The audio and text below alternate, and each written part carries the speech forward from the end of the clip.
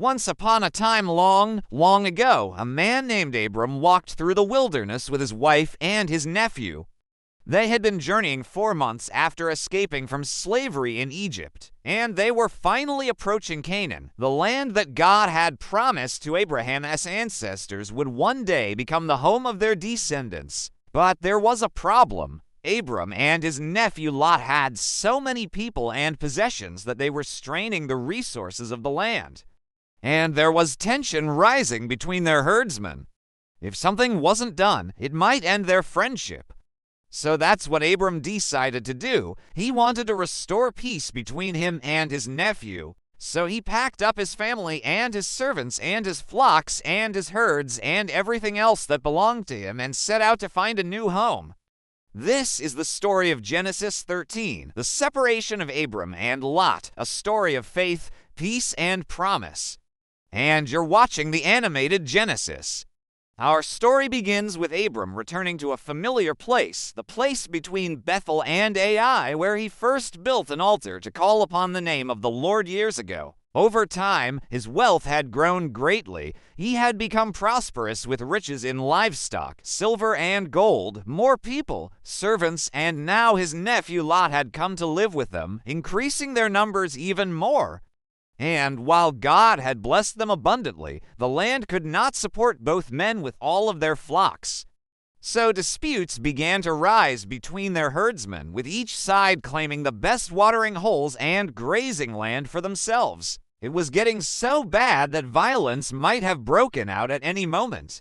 One day, Abram noticed how tense things had gotten, so he did something remarkable. Instead of waiting for things to get worse or taking Lot aside and speaking to him as a family member, Abram went directly to the source of the problem, the herdsmen. But when he got there, he didn't yell at them. He didn't scold them for getting into a big disagreement. Instead, he spoke calmly, wisely. He reminded them that they were family. He told them that there should be no strife between them. Then he told them to listen to what he had to say. Then Abram said, "Now listen to me, my brother, since we are relatives, please don't argue anymore. Is not the whole region a vast wilderness before us? We can each go our separate ways. If you choose to look to the left or to the right, anything you see, I will give it to you." So Abram made a humble proposal. He and Lot could separate, each choosing different directions and lands to inhabit. Now, to be fair, this isn't really an option most of us would normally think of in this situation. But Abram was willing to give up the opportunity to claim any of the land for himself. Even though he was older, wealthier, and technically Lot's uncle, he still offered his nephew the first choice of land. That was a bold, generous move, and Lot, seeing how upset his uncle was about the argument, felt compelled to do the right thing and make a choice. He surveyed the land. To the west was the wilderness, rough and desolate.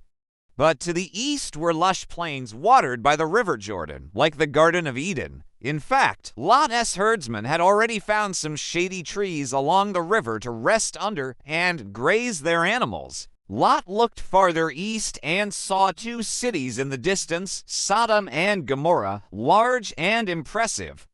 But while they may have seemed prosperous and beautiful from afar, Lot didn't know that these cities were morally dark and wicked. But he liked what he saw, so he said to Abram, "Look, this land is well watered everywhere. Look, it is fertile, a rich pasture, and here are 3 cities nearby.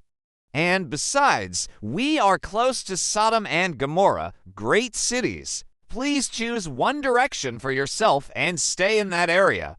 For if I choose the right or left, then I will attack your choice, no matter what you decide. Attack, destroy it." And there they stood, Abram and Lot, facing each other.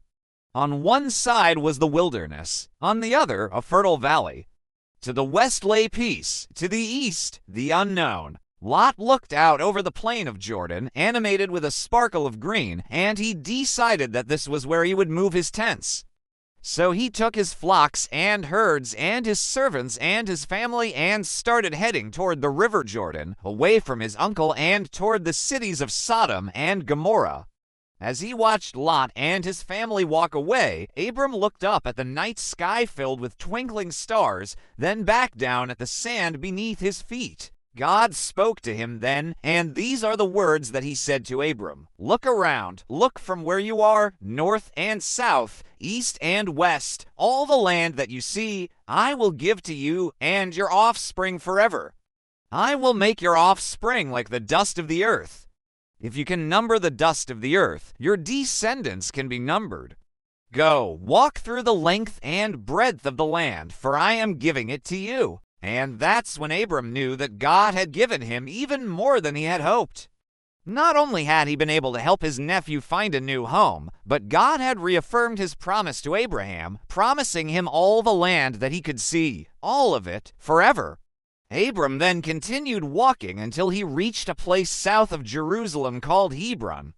There he pitched his tent under the great oaks of Mamre, and again he built an altar to call upon the name of the Lord. He continued to walk by faith, trusting God for the future, even though he couldn't see it yet. And God continued to honor his faith by reaffirming his promise to him. Sometimes when we walk with God, we have to let go. Sometimes that means releasing bitterness or anger. Sometimes it means letting go of our plans and dreams. Sometimes it means putting someone else's needs ahead of our own. Abram had to do that when he and Lot were straining the resources of the land. Abram could have easily claimed all of the land for himself. After all, he was older and wealthier and related to Lot by blood. Abram could have also chosen a piece of land and chased Lot away, telling him to go live somewhere else. But instead, Abram made a humble proposal. He gave Lot first choice, and in doing so, he was able to maintain the relationship with his nephew and receive an even greater blessing from God. Sometimes peace requires letting go. Sometimes the way forward requires a leap of faith. But Abram trusted God more than land, and because of his faith, he gained far more than he could have ever imagined. Hey, thanks for joining us today. If you enjoyed this episode, subscribe so you never miss an exciting episode. We'd also like to say a special thank you to our supporters whose names you can see on the screen right now. If you'd like to see your name on the screen and contribute to the production of animated videos like this one, you can support us. We'll see you next time.